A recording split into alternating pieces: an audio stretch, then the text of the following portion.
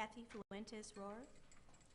Madam Superintendent, Yes. could I make a request of the sound tech if it's possible to trim some of this lower end on the EQ? I don't know if it's coming from the podium mic, but I'm struggling to focus on comments, and that ringing is just like blasting in the ear back there. I don't know if anything can be done.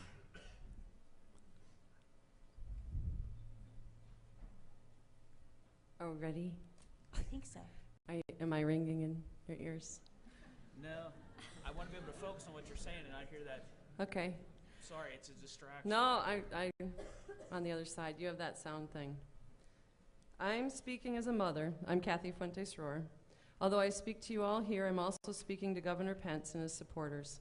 My kids attend public schools because I believe that it gives them the skills and strengths to be good citizens for our democracy.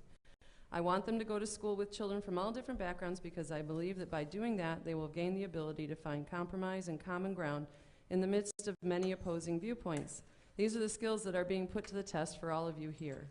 Because you're appointed by the governor, you're accountable to the governor to set his agenda. Glenda Ritz is accountable to me and to the other million-plus voters who elected her, running on a very different platform. That was always going to be challenging.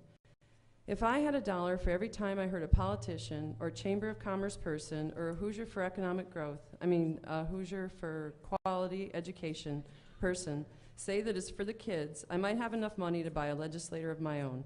But I don't. I'm a mother, not a teacher or a union rep, but I am speaking for my 4 kids and many mothers of children all across the spectrum of this achievement gap. I hope that gives me some clout. I don't want my kids to be good test takers. I want them to be critical thinkers, kind and thoughtful citizens. Please don't tie my teachers' pay or evaluations to how my 10-year-old does on a test. Parents are not asking you for this. We're trusting our kids to their teachers every day. We recognize that if our kids' teachers are demoralized, if they're viewed as replaceable, unskilled labor and treated as such, our kids' education will suffer. We know that if our teachers are stressed, our kids will be too. Their working conditions are our kids' learning conditions. Frankly, if it's between trusting a teacher or trusting politicians backed by PACs whose interest is in taking public funds over to private schools and expanding the profitable models of charter schools cozy with testing companies, I choose teachers. You need to find a way to hear what the public is saying about education and why they voted for the superintendent and reconcile that with the governor's agenda and your own. Anything less than that disrespects democracy. Parents aren't asking you to force more test taking on our kids to prove that their teachers are ineffective. That doesn't help our kids. But I imagine people who would profit from their perceived failure would. Parents are not asking you to take Glenda Ritz, oh,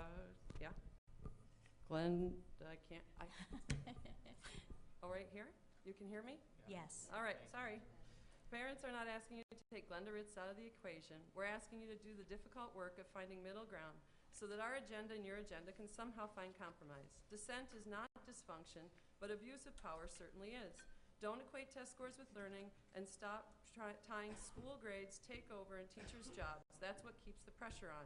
Don't remove local control over the few things in education that we have left to control, including teacher evaluations. And please don't remove our superintendent from her roles and duties. She was elected by the people. If there needs to be accountability, let the people decide. It's called democracy. Thank you very much.